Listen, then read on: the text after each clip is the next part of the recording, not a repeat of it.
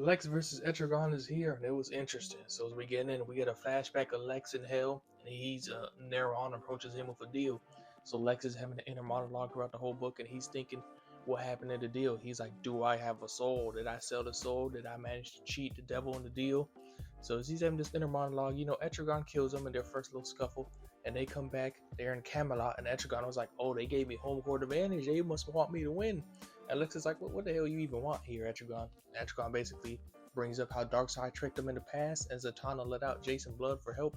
So he's like, this is one of the few times me and Jason are actually on the same page. So they get to scuffling. Etrigan pulls out this armor made by Merlin. He says Lex pulls out this armor. I'm pretty sure it's Apex Lex. So as they get to scuffling, Lex is still having his debacle of how he went on a journey, how he thought he had a posture, for the first time if he could have been wrong in his calculations, this and that, what right and wrong is. So he ends up taking out Etrigan because he hits him with a mother box, to the face, and it's over here like a cartoon because he's like, here, have a mother box, and Etrigan is just like gulp, and then gets blown up by it. So then they come back with Lex still in his little inner monologue, and they come in hell, and Etrigan's like, I got home court advantage again.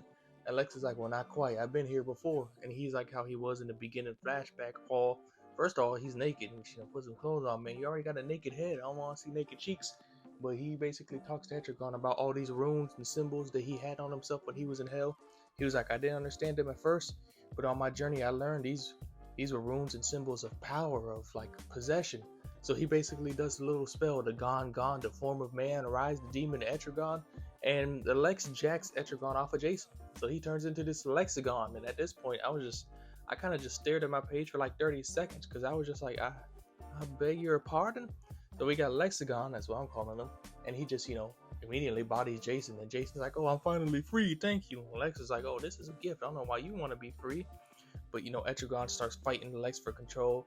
They go back and forth, and Etrigan's like, I sense darkness in you. And Lex is like, more than you could ever imagine. As we see a big old explosion, and Etrigan gets taken out, leaving Lex to win.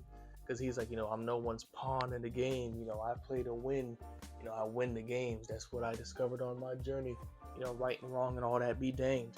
And then he gets a little psychic call from Grodd, who's being, attacked by Booster Gold possessed Darkseid. So the Grodd managed to make contact with someone in the game while everyone's getting pieced up by Booster Darkseid. So yeah, this was interesting. It's more, I'm surprised how they actually managed to tie Lex Etrigan thematically, because like that matchup just seemed random to me, but they somehow made it work coherently.